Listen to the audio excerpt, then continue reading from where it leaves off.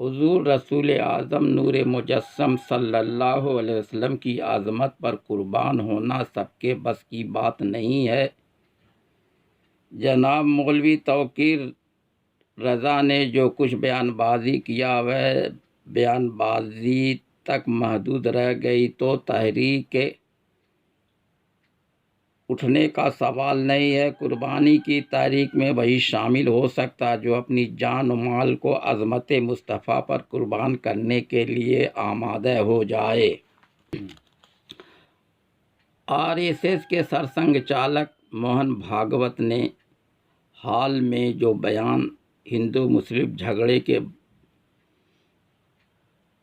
کے بارے میں دیا ہے، ان کی بات مان لی جائے تو شانتی سلامتی کا ماحول بن سکتا ہے۔ نئے نئے مدعے اٹھانا اور مسجدوں میں کیوں شیو لنگ تلاش کرنا، نماز بھی ایک پوجا ہے۔ جو بھی پوجا پدھتی ہے ان کے آدھار پر پوجا کرنے کی آزادی سبھی پوجا پدھتی والوں کے لیے ہے۔ حال میں کانپور شہر میں دنگا بھڑکنے کی وجہ یہ ہے کہ نوپور شرما نے جو رسول اعظم کی عظمت کے خلاف بیان دیا ہے وہ قابل مذمت ہے۔ ان سے بھاجپا کی چھوی خراب ہوئی ہے۔ بھاجپا کے اعلیٰ کمان کو چاہیے کہ بھاجپا پروکتا نوپور شرما کو ان کے پد سے ہٹا دیا جائے اور ان کے خلاف جو FIR ہوا ہے ان کی گرفتاری اسی کے مطابق کر لیا جائے تو معاملات رفع دفع ہو سکتے ہیں۔ بھاجپا اعلیٰ کمان کو ماحول کو شانتی اور سلامتی بنانے میں ضروری کارروائی کرنی چاہیے۔ خصوصاً اتر پردیش کے مکھیہ منتری جن کی چھوی ایمانداری مکھیہ منتری کے روپ میں مانی جاتی ہے، وہ ماحول کو شانتی اور سلامتی کی طرف لانے میں اہم رول ادا کریں۔ مسلمانوں کی ایک طرفہ گرفتاری سے وہ ضرور اوگت ہوں گے۔ جبکہ جھگڑا مسلمانوں اور ہندو پکش کے بیچ ہوا ہے تو گرفتاری دونوں پکش کی ہونی چاہیے۔ ایک طرفہ مسلمانوں کی گرفتاری درست نہیں ہے۔ رسول اعظم کی عظمت کو دل میں رکھتے ہوئے جو لوگ جذبات میں آ کر جذباتی قدم بڑھا دیا ہے وہ ان کے ایمان کی گواہی دیتا ہے۔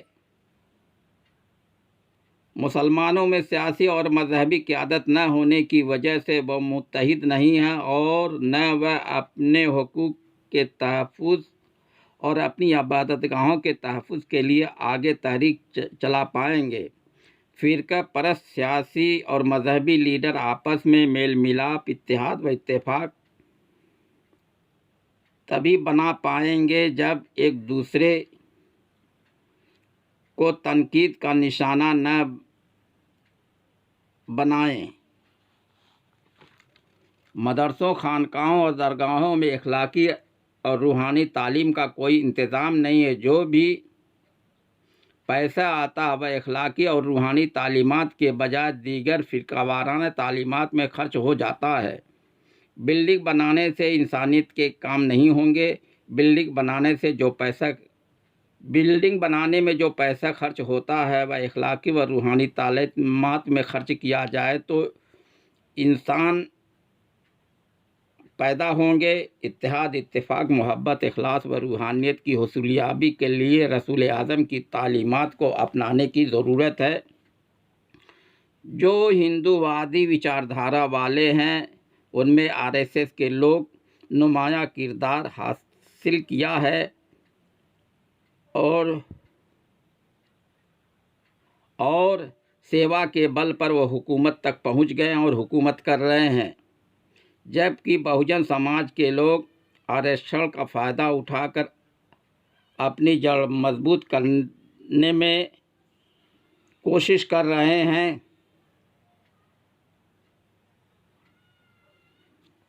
مگر آج بھی ان کے مان سمان کو پامال کیا جا رہا ہے۔ یہی حال مسلمانوں کا ہے کہ آج بھی ان کے مان سمان کو پامال کیا جا رہا ہے، پھر بھی وہ رسول اعظم کی اخلاقی روحانی تعلیمات کو اپنانے میں پیچھے ہیں۔ مسلمان کھانے کمانے جورو بچوں کی محبت میں پھنسے ہوئے ہیں اور پریشان حال ہیں۔ مسلمان قوم اپنا حال سدھارنے کی کوشش نہیں کر رہی ہے۔ یہ اس لیے ہے کہ مسلمان قومی اخلاقی اور روحانی تعلیمات میں بہت پیچھے ہو گئے ہیں۔ وہ اسلام کے نام لیوا ضرور ہیں مگر اسلامی تصوف کو اسلامی مذہب کا حصہ نہیں مان رہے ہیں۔ رسول اعظم کے زمانے میں اسلامی تصوف تھا، ان کے پیروکار اصحاب صفہ تھے۔ اصحاب صفہ نے خود حضرت مولا علی علیہ السلام کو اپنا ثانی مرشد تسلیم کیا تھا۔ اصحاب صفہ کے نقش قدم پر صوفیہ ہیں جنہوں نے تصوف کی تعلیمات کو اپنی سیرت، زبان اور قلم سے بہت زیادہ فروغ دیا ہے۔ مسلمان پریشان حال اس لیے ہیں کہ وہ وسیلے کے قائل کم ہیں اور اپنے اعمال اور عبادت پر غرور کرتے ہیں۔ وجودی وسیلے میں پنجتن پاک سر فہرست ہے جن کے ذریعے سے قرب خدا حاصل ہوتا ہے۔ اولیاء اللہ نفلی وسیلے میں ہیں، ان کے ذریعے سے قرب خدا حاصل ہوتا ہے۔ سادات جز رسول کے سلسلے میں شامل ہیں، ان کی معرفت، محبت اور ولایت برحق ہے۔ ان میں جو بھی ہجرت کر کے ہندوستان آئے ہیں انہوں نے اپنے آباء و اجداد کے مذہب و طریقے کو اپنی سیرت و زبان اور قلم سے پھیلانے میں نمایاں کارنامہ انجام دیا ہے۔ ان کے نقش قدم پر مسلمانوں کو چلنے کی ضرورت ہے۔ مدرسوں میں دو قسم کے مدرسے ہیں، ان میں عقائد کے اعتبار سے تعلیمات اسلامی دی جاتی ہے۔ علماء حق بہت کم ہیں جو حق پر قائم رہ کے جہاد کی تعلیم دیں۔ صوفیہ نے نفس کشی کی ہے اور قرآن پاک کی آیت لن تنالوا البر حتی تنفقوا میں نفس کشی کی تعلیم ہے۔ قرآن پاک میں حق، صبر، جہاد، یقین و عدل کی تعلیم ہے۔ جو حق منس ہیں وہی صبر، جہاد، یقین و عدل پر عمل کرتے ہوئے حق پر قائم رہتے ہیں۔ زیادہ تر فرقے باطل سے چمٹے ہوئے ہیں اور حق کی طرف آتے ہی نہیں ہیں۔ اپنی اصلاح کے لیے سب سے پہلے اپنے نفس سے جہاد کرنا ہوگا۔ اصلاح کے لیے نفس کو مؤدب بنانا ضروری ہے۔ جب انسان اپنے نفس کو مؤدب بنا لے گا تو دین حق پر قائم رہ سکتا ہے۔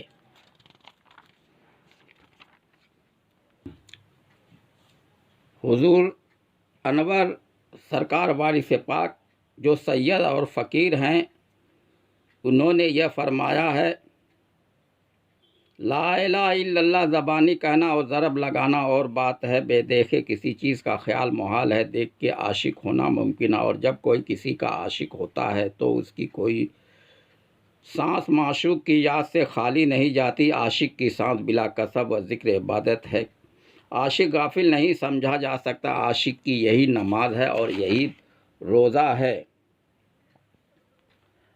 اور فرمایا زبانی پڑھنا لکھنا اور دل سے محبت اور ہے، زبانی پڑھنے لکھنے سے کچھ نہیں ہوتا، محبت عجیب چیز ہے۔ اور فرمایا نفوس کو ذائقہ موت ہے، روح کو ذائقہ موت نہیں ہے۔ حق تعالیٰ نے قرآن پاک میں فرمایا ہے کل نفس ذائقۃ الموت، اور یہ نہیں فرمایا کل روح ذائقۃ الموت۔ اور فرمایا اسباب آرام و آسائش کے جھگڑے میں انسان عہد میثاق کو بھول گیا ہے اور فرمایا مرید کا مرکز تسلیم و محبت ہے، جو اس سے ہٹ گیا وہ خراب اور جو قائم رہا وہ کامیاب ہوا۔ اور فرما مرید کو خود بینی مراد سے محجوب رکھتی ہے، اور فرما مرید صدق و ارادت سے اپنے افعال میں پیر کی موافقت کرتا تو اس کو فنا فی الشیخ کہتے ہیں۔ اور فرمایا پیر کی صورت میں خدا ملتا، جو پیر کی شکل بس یہی سب کچھ ہے۔ پیر کی ذات میں فنا فی الرسول اور فنا فی اللہ کا مرتبہ مل جاتا ہے۔ تمثیل میں مولانا روم کا یہ شعر پڑھا: چونکہ ذات پیرا کر دی قبول، ہم خدا در ذاتش آمد ہم رسول، یعنی جس نے پیر کی ذات کو قبول کر لیا اس نے خدا رسول دونوں کو پا لیا۔ اور فرما کتاب پڑھنے سے کچھ حاصل نہیں، تصدیق اور چیز، اور فرما تصدیق ہزاروں میں ایک کو ہوتی، ہر شخص کا حصہ نہیں، پھر اس کی بھی کئی صورتیں ہیں، زبانی جمع خرچ سے کام نہیں چلتا۔ اور فرمایا اپنے میں جو سانس چلتی ہے یہی ذات ہے، بس تصدیق مشکل۔ اور فرمایا نحن اقربو، سمجھ چکے ہو کہ خدا سب میں موجود ہے، غور کرو اور یاد رکھو کہ اقرار و قبولیت کے دو کلمے جو مرد و عورت کے مابین ہوتے ہیں، اس اقرار کا عورت اتنا اعتماد کرتی ہے کہ مرد 1000 کوس پر بھی سمندر کے پار ہوتا ہے تو بھی نہیں بھولتی، اور مرد بھی اپنی بیوی کو نہیں بھولتا ہے، اس کی طرف دل لگا رہتا ہے، جس صورت سے ممکن ہو اس کی خبر لیتا ہے۔ صرف چند الفاظ اقرار قبولیت پر وہ عورت تمہاری کہلاتی اور تم اس کے شوہر کہلاتے ہو۔ ایک ساعت کے لیے تم دونوں ایک دوسرے سے غافل نہیں ہوتے۔ پھر بھلا غور کرو کہ جس خدا مختار کل نے بمصداق خلق آدم علی صورت ہی اپنی صورت پر تم کو بنایا اور روز الست بربکم کا خود اقرار کیا، اور تم نے بھی جواب میں بلا کہہ کر اقرار کیا، اب تم میں اس نسبت کے سوا جو حقیقی اور پوشیدہ ہے یعنی راز توحید، اس اقرار پر اتنا بھروسہ ہونا چاہیے جتنا عورت اپنے شوہر پر کرتی اور حاضر و غائب میں اس کو اپنا جانتی ہے۔ تصدیق کتابوں سے حاصل نہیں ہوتی، یہ راز علوم سینے سے متعلق، اور مرشد کامل ہی اس کے معلم حقیقی ہے۔ انسان اپنے وجود کا حقیقی علم نہیں رکھتا، کسی بھی مذہب کا پرستار ہوا مذہبی کتابیں تو پڑھتا ہے، ان میں وجود کا ذکر ہے مگر وجود کی پہچان نہیں۔ انسان اپنی سانس اور صورت کو کیسے پہچانے؟ جس نے پہچانا اپنے کو اس نے پہچانا رب کو۔ حضور نے فرمایا برہم پہچانو، اور فرمایا جو رب ہے وہی رام ہے۔